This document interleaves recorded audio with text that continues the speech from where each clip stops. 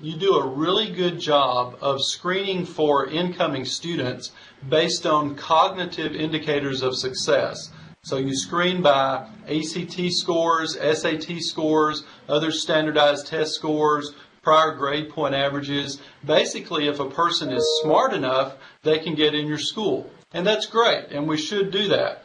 However, why are students leaving? We're screening how they're coming in the front door, but they're going out the back door. The research shows that students most often drop out not because of cognitive factors, we've already screened for that, but they leave our programs because of non-cognitive factors. It just was not a good fit for them. It wasn't the right time in their life. There was something about the experience that just was not right for them. And so it's very important that we measure and respond to non-cognitive indicators of student success. So what are non-cognitive indicators? Well, they're things like motivation, procrastination, willingness to ask for help, locus of control, things that define the learner's learning personality. We kind of divide it into three major categories. First of all, we start out looking at the student internally. We call those individual attributes. So those are things like motivation, procrastination, willingness to ask for help, locus of control, things that do define that learner's learning personality. Then we look at the learners, as we're looking at them internally, we look at their dominant learning style. That's based on the multiple intelligences model, so that's whether they're visual, verbal, social, solitary, those things. After we've looked at the learner internally, then we look at the learner externally. We call those life factors. That's like availability of time. Do you have a dedicated place for studying? Support from family, support from employers, health, finances, really an environmental scan of what's going on in the person's life. So after we've looked at the learner internally and we've looked at them externally, then we do a skills test. We measure their technology skills, we measure their on-screen reading skills, we measure their keyboarding skills. So the full assessment is a combination of skills test, individual attributes assessment, and situation and life assessment, with the intention being helping that student going into the online learning or the self-regulated learning environment experience with their eyes wide open about their own traits and attributes and skills so that they're not surprised. Schools spend quite a bit of money to recruit and attract students, and when that student does not complete their program, well, one, you as a school don't get your return on investment, but two, and even more importantly, that student, if they do not complete your program, they're really oftentimes worse off than they were before they enrolled, because now they may have student loans that they have to pay back and they have no additional earning power to help them recoup that. And so what we want to do is provide this as a student service. All schools need students, but they need students who will stay enrolled. And so we want to equip that student and set that student up for success as well as possible so that they can have the best shot possible to stay enrolled in your program. So schools use this assessment in several different ways. One of the most common ways is that they put it in an orientation course. Often in orientation courses we see some very creative things where maybe they will have the students write a 2-page reflective paper on what they thought about their scores. This encourages the students to reflect on their scores, to internalize their scores, and then it also gives the school a very early writing sample of the student's ability. Also in orientation courses, we'll see schools group the students by certain traits or attributes, maybe by learning styles or by level of technology competency. And so that's really helpful to students if they feel like they're isolated, maybe they're the only person who has low technology skills. When they see that there are other students in the course experiencing the same thing, that can be some comfort to that student. In addition to orientation courses, some schools integrate the assessment into their onboarding process. Typically it's done so that an academic advisor or success coach or someone of that nature that's student-facing follows up with the student about their scores, has a conversation with that student about their scores. That's really the best model. As you'll see when you look at the assessment, the score report that we give is very informative. It's very customized to meet the student's needs. Each score report is individualized based on that student's score. But we all know that students don't read unless you make them read. And so when there's someone at the school that's following through with the student scores and talking with them about it, that's really the best of all possible worlds. That's that accountability. One of the features of our assessment engine is on our score report, we give resources for remediation.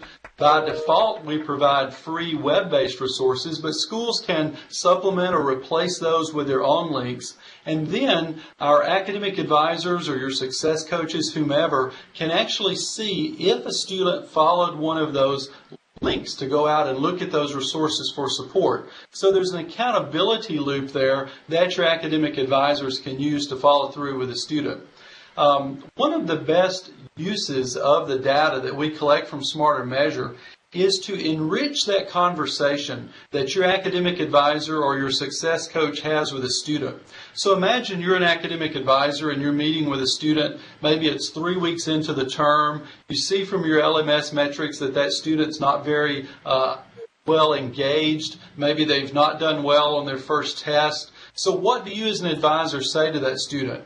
Come on, Johnny, you can do better than that. Hang in there. Well, that's encouraging, but that's not really a very in-depth conversation. But when that academic advisor is equipped with the non-cognitive data that we collect about the student, then that enriches that conversation that they have with that student. So they can say, hey, Johnny, I see here that procrastination is an issue that you struggle with. Let's talk about how we can set some timelines to better prepare for the next assignment or the next exam is coming up. So the data that we're collecting can be used in a practical way to advise those students to do better. So that's kind of what SmarterMeasure is. It's an assessment that students take to give them better insight, to give their advisors better insight so that they can better coach the students. I'm going to pause here for a moment, and after the pause, I'll share with you some information about SmarterProctoring, but I wanted to see if there are any questions or comments about SmarterMeasure at this point. And I think if you have one, you can walk up to that microphone there in the middle and everyone can hear you.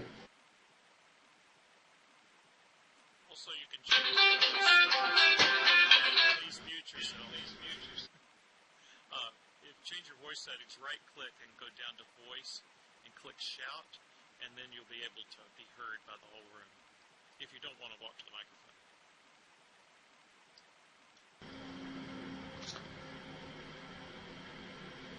Joe, I believe you're still on mute. Just hit the M key. Hi, how you doing, Dr. Adkins? I'm good, Joe. Good to see you.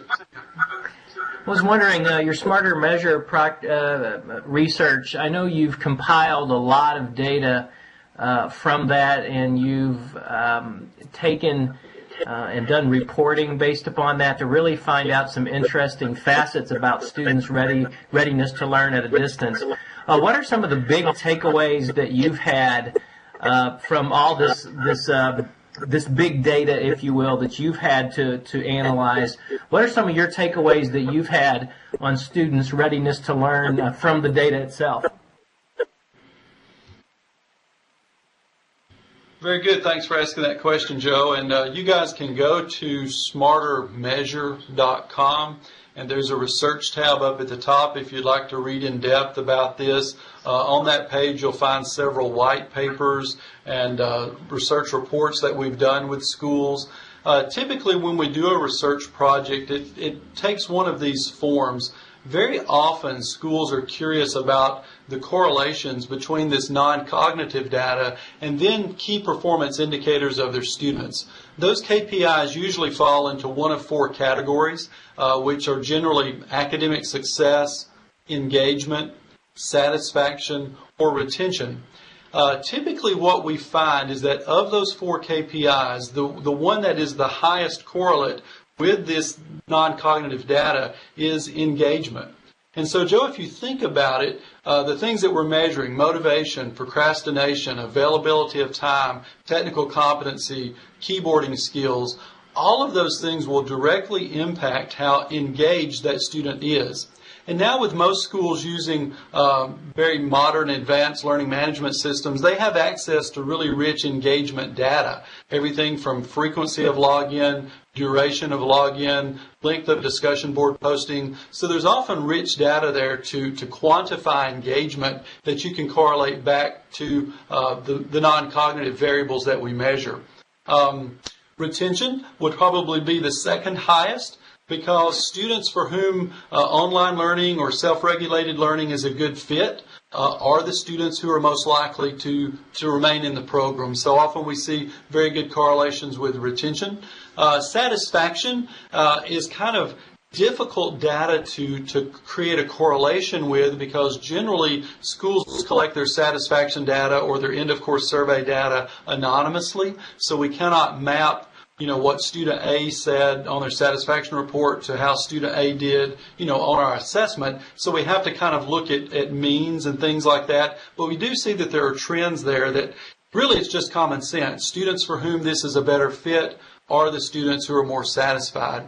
And then probably the fourth strongest correlate is often the one that schools start with first, but that's academic achievement. Many times we don't see super strong correlations between these non-cognitive factors and academic achievement. And while on the surface that may seem to be a negative thing, when you think about it, it's really not. Because academic achievement is influenced by so many different things.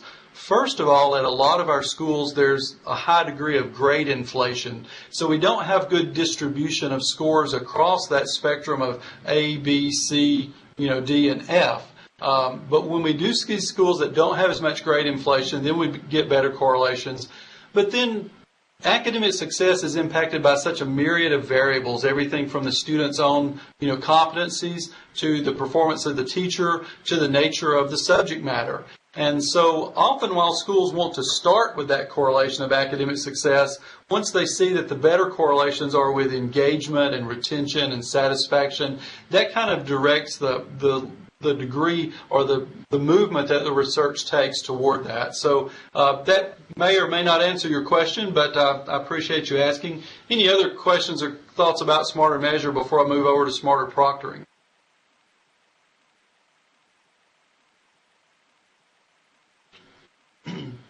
Okay, very good. So, SmarterProctoring, it is a very new tool. It's only been out about a year. Last fall is when it was first available. There were 2 schools used it. This past fall then there were 38 schools who used it. So it's growing very rapidly because it's solving a real problem. And here's the business problem that SmarterProctoring was meant to solve. At most schools, historically, you've given students several options of ways to take their high-stakes proctored exams. Those options can include everything from the faculty member himself or herself saying, look, I realize that a lot of my online students are living within the local geographic area, so to save them money, I'm going to go to a computer lab on campus on a Saturday morning, and for all the students that show up, I'll proctor my exam there. So instructor proctored is one mode. A very common mode is that schools operate testing centers. Initially, the purpose of those testing centers were for makeup exams or to give us exams to people who, due to some disability, maybe needed extra time or they needed extra resources. But over the past few years, these testing centers have become very popular places for e-learning students to take their exams. And so the student will go to a testing center, maybe at the institution, or the student may go to a testing center of another school because they live in another city. So testing through a testing center is a second modality. A third modality is that schools may have criteria that an approved proctoring professional may meet.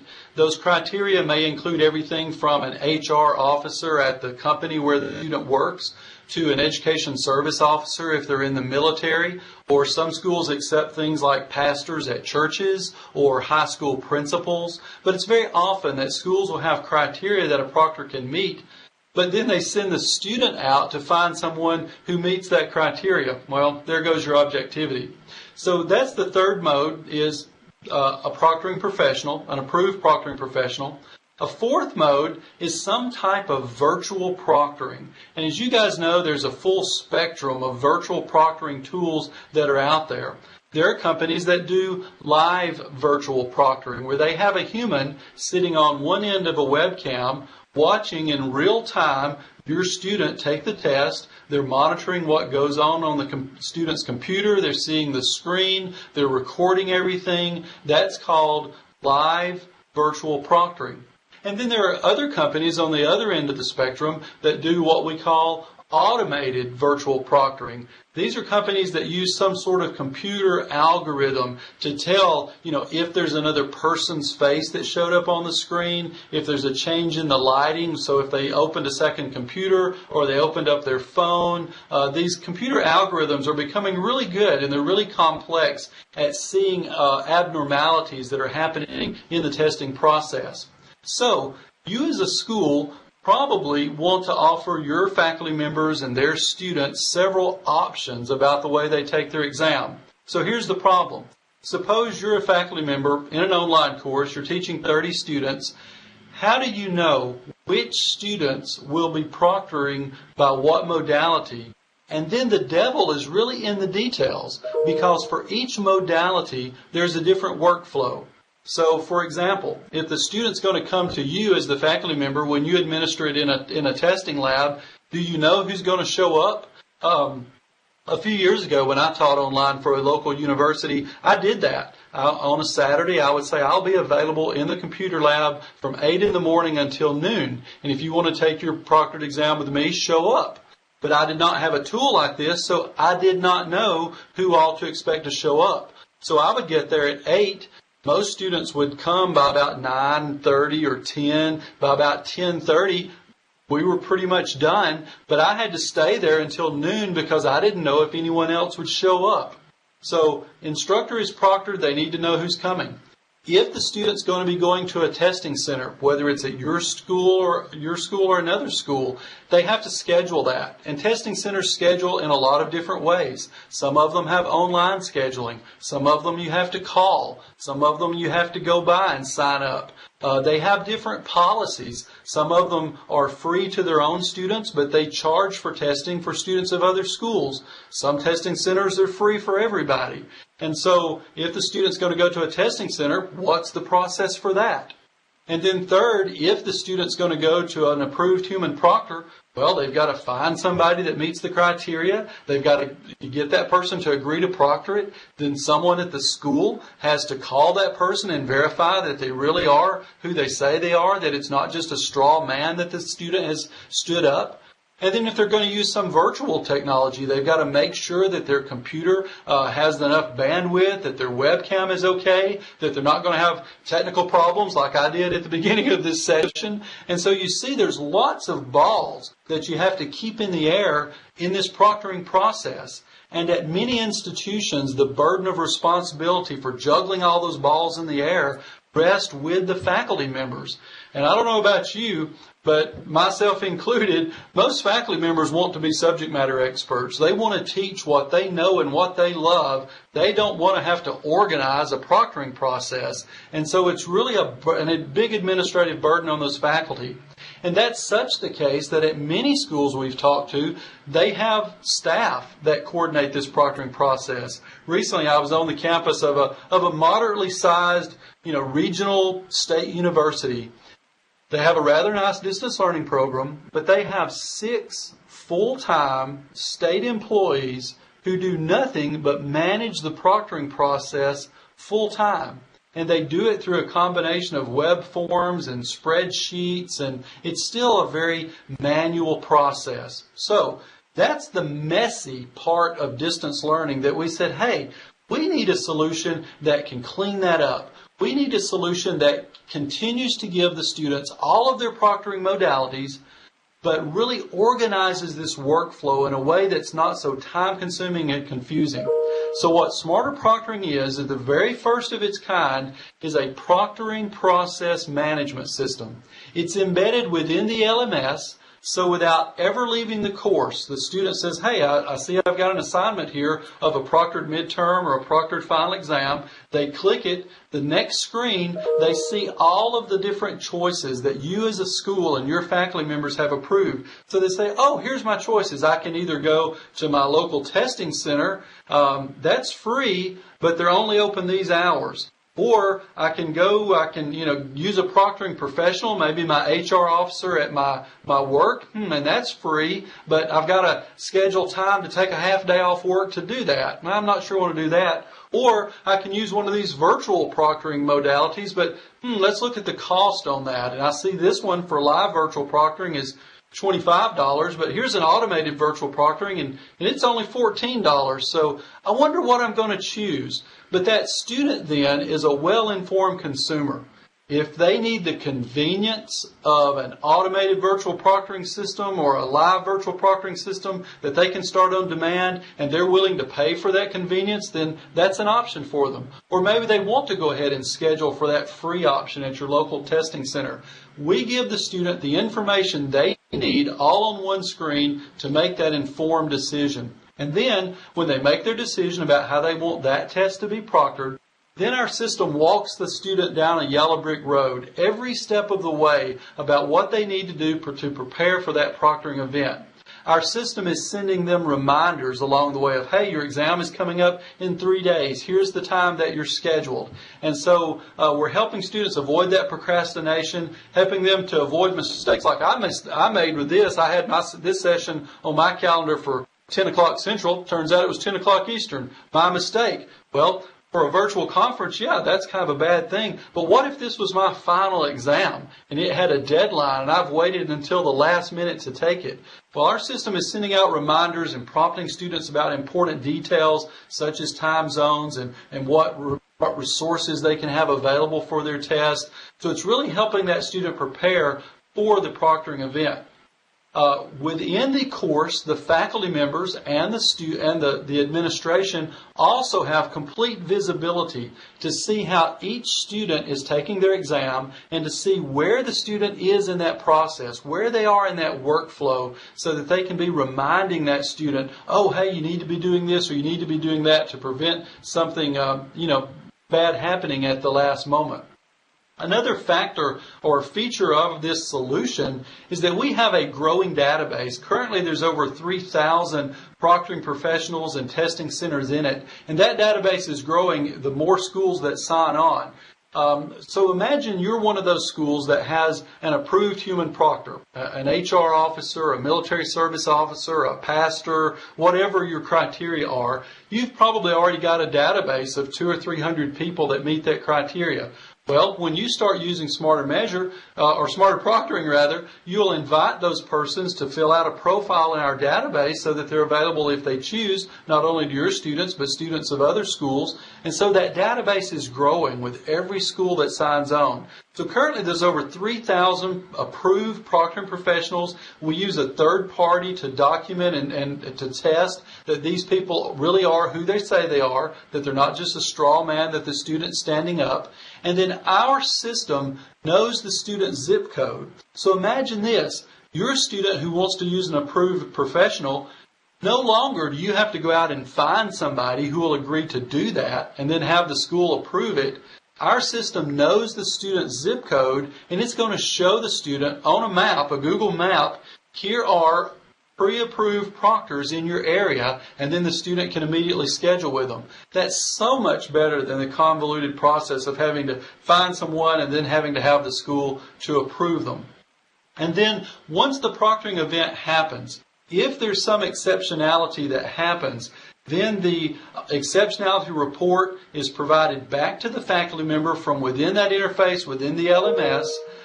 If they're using a live virtual process like B-Virtual uses, where 100% of the testing session is video recorded, then that complete video shows up right there within the LMS so the faculty member can watch that. All of the details that the proctor saw that they typed into the exceptionality report are going to be there. So what SmarterProctoring is a proctoring process management system. We actually don't proctor any of the tests. Many times when we're working a booth, or maybe you saw SmarterProctoring, you may have immediately thought, oh, they're just another proctoring company. We've already got a proctoring solution. No, that's not at all what we're doing. We're helping your faculty members and your administrators organize that proctoring workflow in a way that has never been available for them to be organized before. So, what does something like that cost? Well, it really depends. If your school is going to be using a high volume of live virtual proctoring through our preferred provider, Be Virtual, then we get a revenue share from that. And if you're doing enough of that, then that covers your licensing costs. So SmarterProctoring could be free to your institution. So think about the power that that free tool can have to help organize what is this messy process within eLearning. If you're not doing a lot of virtual proctoring, you're still doing a lot of test-centered proctoring or a lot of approved proctoring professionals, then we'll talk with you about what would a license cost for a school of your size for the volume of tests that you do. But those of you who have been our clients with SmarterMeasure know that we as a company, we provide very, very plausible, reasonable pricing. We're a company, that's founded by an academic, that we try to provide really strong resources that are solving problems that academia is having and providing that in a way that's cost effective for you. So, since we got off to a late start, I didn't want to go through the full slide deck. I just kind of wanted to talk about this, and I hope you can sense the passion that I have for it. I'm truly excited about SmarterProctoring. It's really meeting the needs of a lot of schools, and it's growing rapidly. So I'll pause to see what questions or comments you have about SmarterProctoring.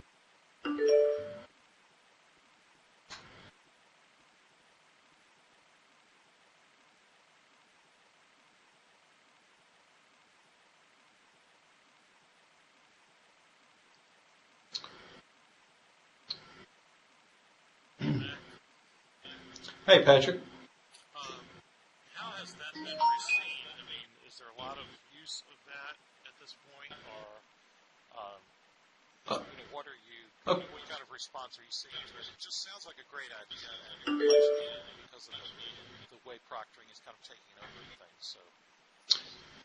Yeah, good. And in case you couldn't hear Patrick very well, if you're on the other side of the room, he said, what kind of response are we receiving to this idea of a proctoring process management system? I've got to tell you, it's kind of overwhelming, Patrick, because it is meeting such a felt need of schools to organize this process. It's something that hasn't been available to distance learning administrators prior to this, and it's really a kind of a messy part of e-learning. So we started out last fall with just 2 schools using it, and then this most recent, or the fall before last, and then this most recent fall term, there were 38 schools that were using it. This spring, it's going to be even higher than that, so it's growing quite rapidly. It's growing much faster than SmarterMeasure ever did, and we're truly excited about providing it as a service. Thanks. Just kind of curious, and if you're new to this environment, at least on my keyboard, if you press a 1, that does a wave like that. So let me kind of poll the crowd to sort of see how many of you have a test center at your school that students go to take their exams. Okay, that's pretty much most. How many of you have a process for an approved professional, an HR officer, a pastor, something like that? Okay, a couple of you. How many of you allow your faculty members to proctor their own exams if the students are local? Well, a couple of those. How many of you are using live virtual proctoring? And there's 2 major providers. There's Be Virtual, ProctorU, and Examity. Actually, there's 3. How many of you use a live virtual proctoring? Okay. And how many of you are using really what's the newest addition to the proctoring modalities, and that's an automated virtual proctoring?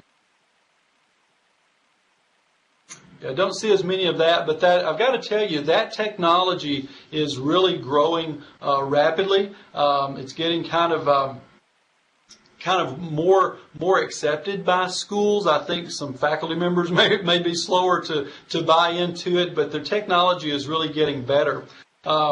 there's something that we are actually wrapping up today. This survey is concluding today. It will be our second annual proctoring survey, where we survey students, faculty members, test center directors, and proctors about several things about that proctoring experience. If you go to SmarterProctoring.com, you'll see a link to where you can download the report of last year's survey. In about 2 weeks, I'm going to be presenting the results of this year's survey at the International Conference on Academic Integrity. It's going to be out near Albuquerque, New Mexico. There may be someone from your school that's going. Often it's test center administrators that go to that.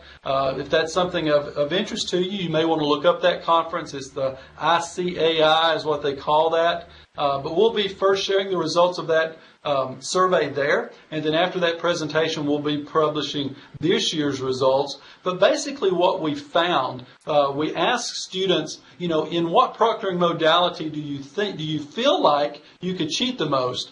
And they felt like they could cheat the most in that automated virtual proctoring. They said, well, the computer's watching me, but I can get away with stuff. And we said, which one did you feel like it would be the hardest to cheat in? And they said, if my instructor proctored it. And so we also asked the instructors, what do they think about these modalities? And I guess it goes back to, if you want something done right, do it yourself. Faculty members felt like the most secure environment was when they did it themselves, or they did it through a local testing center. So, our technology is getting better, but those local modes of test centers and human proctors are still something that they're going to stay around for a while. So, we feel like that, schools aren't going to wholeheartedly go to automated types of proctoring, that there still needs to be that human element. So that's why our system of a multimodal proctoring management system that lets students easily schedule and lets administrators and faculty members track all of that is really something that will be a useful tool.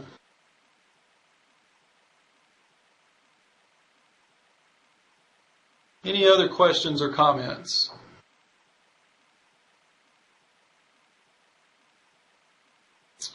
Patrick's jumping for joy. Okay, so it's about... It's not that you're finished, Mac. That's not why I'm jumping, but we give away gift cards. All right. Well, I'll let you come on up and do that then.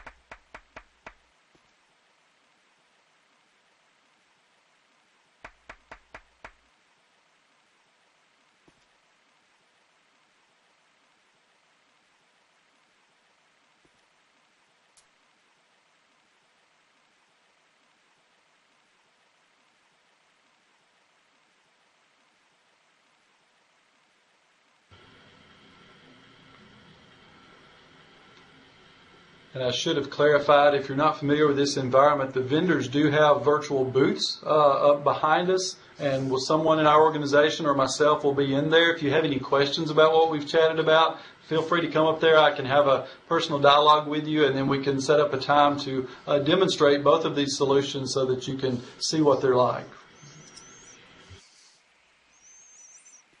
Now, I was talking to you, and I was on mute, so you didn't hear a word. Anyway, thanks, Mac. Mac's booth is probably the most staffed of anything here, which is pretty exciting. You can always find somebody to talk to, and they're all very knowledgeable in the products. The exhibitors... Mac, mute yourself there. I'm getting echo.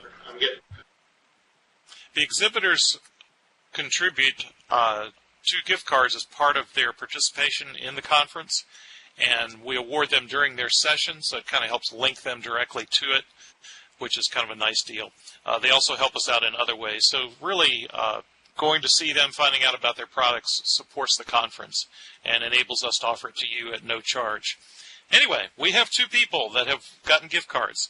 What I did was pull down the attendees list during this presentation at a certain point in time. So if you're real late, you probably didn't include it. If you left early, you probably didn't get included. And then I used a random number generator to select the participant. And if you're here but you're not awake, we will pass to an alternate. So anyway, wake yourself up, jump up and down, that kind of thing. Make sure you're still here.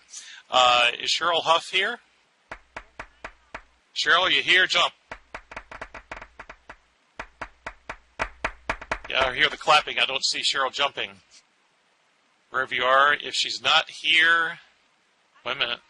Let me check, because we'll... Oh, there she is.